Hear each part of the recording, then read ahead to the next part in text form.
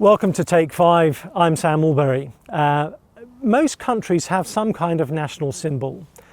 Here in England, for some reason, our national symbol is a lion. I don't quite know why. It's not very indigenous or common around here, but at least it's a real animal. Next door in Wales, the national symbol is a red dragon, and I've never quite worked out how that came to be the case. If you're in America, your national symbol is the eagle. And if you're in Canada, your national symbol is the maple leaf. But for the Old Testament people of God, the people of Israel, their national symbol was the vine. And it was a really apt symbol. It spoke of who they were and what they were meant to be doing.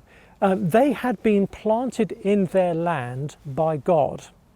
And he had planted them there to bear fruit for him. They were meant to be a living advert of how amazing it was to have God as their God. But sadly, they never lived up to what they were meant to be. They kept turning away from God and worshipping other things. They often turned away from his ways, and rather than serving and blessing the world around them, they didn't. And so it got to the point where God said that actually they are like a failed vineyard that only now bears really terrible fruit. So when Jesus Christ arrives and says, "I am the true vine," he's making a very significant claim. That's not just a random image he's plucked out of the air. He's saying something very loaded. He's saying, "I am the true vine," the vine that the people of God in the Old Testament were never able to be. They were a ruined vine, and actually they're a picture of all of us. By nature, none of us can be who we're meant to be, who we sense we should be, who in our better moments we know we want to be. The fact is we're just not very good at being people.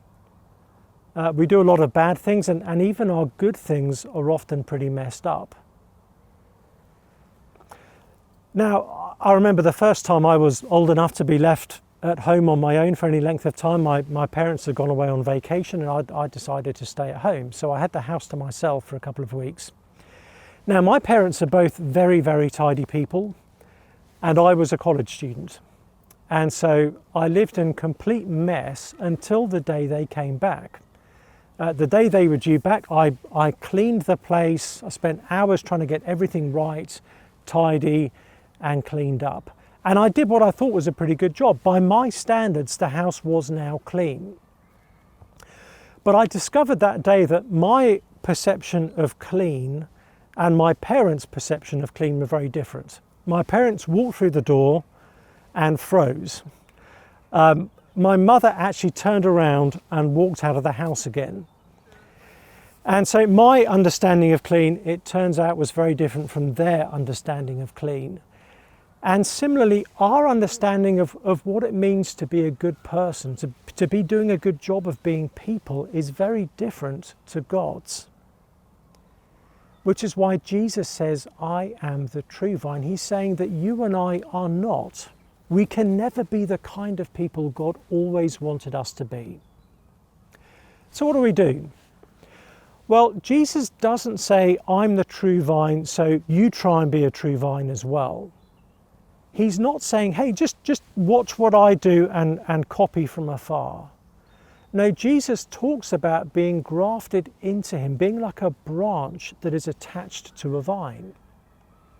So just imagine you see a plane flying from London to New York, and you think, I want to be able to do that. Now, there are two ways for you to do what the plane is doing. You can try and copy the plane. You can run along behind the plane on the runway and stick your arms out and try and do what the plane is doing. Or you can get inside the plane. And then what the plane is doing, you are automatically doing. And that is what Jesus is inviting us to do. He says, "I am the true vine, so climb on inside me. Come inside of me and join me. Be grafted into me. Become a branch attached to this vine." And then all of his spiritual life and vitality will flow through us. Jesus said that if we are apart from him, we can do no good thing. But if we are in him, if we are abiding in him and connected into him, we cannot fail to bear fruit. So Jesus says, I am the true vine, and he invites us into himself to find our life in him.